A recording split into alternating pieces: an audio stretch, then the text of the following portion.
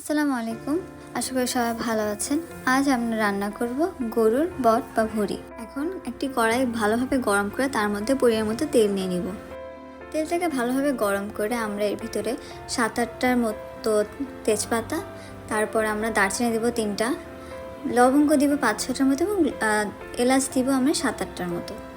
এটা ভালোভাবে নাড়াচাড়া দিয়ে ভেজে নিতে হবে। মশলাগুলো মিডিয়াম ভাজা ভাজা হয়ে গেলে আমরা এটার ভিতরে কিছু জিরা দিব।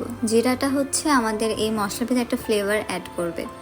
মশলাগুলো যখন ভালোভাবে ভাজা ভাজা হয়ে যাবে, জিরাগুলোও যখন হালকা লাল লালভাবে হয়ে যাবে, তারপর এর ভিতরে পেঁয়াজ কুচিগুলো দিয়ে দেবো। পেঁয়াজ কুচি হবে 2 কাপ পরিমাণ।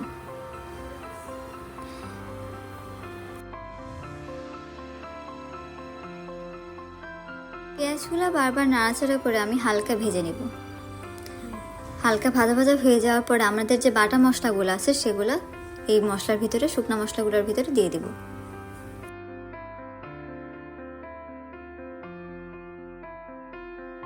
দেখতেই পারছেন পেঁয়াজগুলো মিডিয়ামভাবে ভাজা হয়ে গিয়েছে। এখন এর ভিতরে আমরা 2 চামচ আদা বাটা এবং 4 চামচ রসুন বাটা দিয়ে দেব এবং ভালোভাবে নেড়েচেড়ে মিশিয়ে ফেলবো। এটা ততক্ষণ পর্যন্ত আমরা নাড়াচাড়া করব যতক্ষণ পর্যন্ত এর কাঁচা যে স্মেলটা থাকে, গন্ধটা থাকে, সেটা যাতে যতক্ষণ পর্যন্ত দূর না হয়।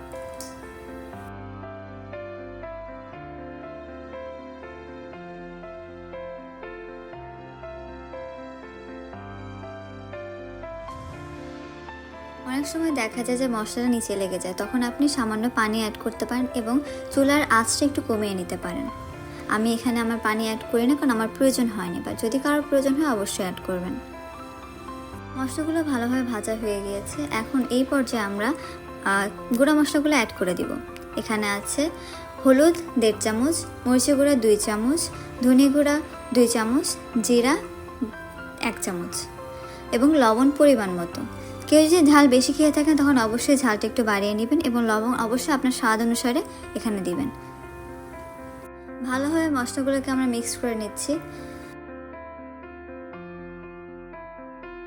মশলাগুলো ভালো করে মিক্স করা হয়ে গেলে আমরা এখানে সামান্য পরিমাণ পানি দিয়ে চুলার আঁচটা মিডিয়াম রেখে কষাবো এবং কষানো ভালোভাবে হয়ে গেলে আমরা প্রায় 3 কেজি পরিমাণ ভুঁড়ি এটার ভিতরে ঢেলে মাখাবো।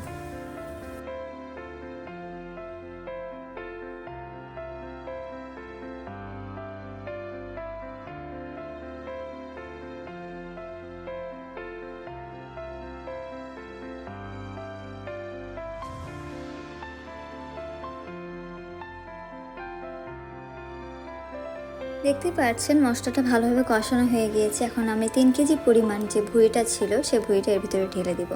আপনি প্রথমেই দেখেছেন আমি খুব কম পরিমাণ তেল ব্যবহার করেছি, কারণ ভুঁড়ির মধ্যে যথেষ্ট পরিমাণ তেল ছিল। মানে এই তেলগুলো গলে আরও তেলটা বাড়বে, যার কারণে আমি তেলের পরিমাণটা কম ব্যবহার করেছি। এখন আমি ভুঁড়িগুলোকে মশলার সাথে ভালোভাবে মাখিয়ে নিব।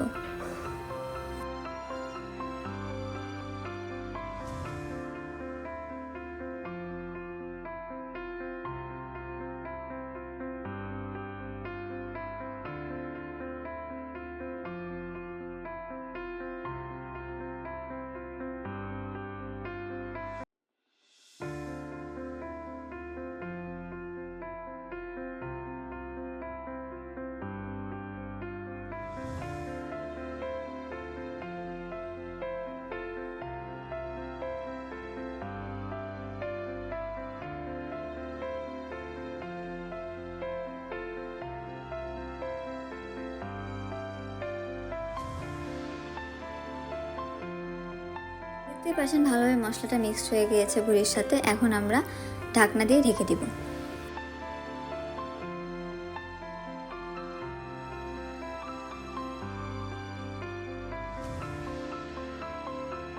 কিছুক্ষণ পর আমরা ঢাকনাটা খুলে নাড়াচাড়া দিয়ে নেব। দেখতে পাচ্ছেন অনেকটা তেল গলে গিয়েছে এবং অনেক তেল বেড়েছে এই ভুঁড়িটার ভিতরে। এক একটা ভুঁড়ির সেদ্ধ হতে একরকম সময় লাগে। আমাদের এখানে 30 মিনিট সময় লেগেছে ভুঁড়িটা সেদ্ধ হতে। এখন আপনারা যখন ভুঁড়ি রান্না করুন অবশ্যই আপনি হাতে নিয়ে দেখবেন ভুঁড়িটা সেদ্ধ হয়েছে কিনা। আমরা আপনাকে আধা ঘন্টা পর এটার পরিবেশন দেখাবো। যদি আমাদের ভিডিওটা ভালো লেগে থাকে অবশ্যই লাইক এবং শেয়ার করবেন এবং সবসময় সাথে থাকার জন্য এবং নতুন ভিডিওর আপডেট থাকার জন্য অবশ্যই আমাদের চ্যানেলটি সাবস্ক্রাইব করবেন। ধন্যবাদ।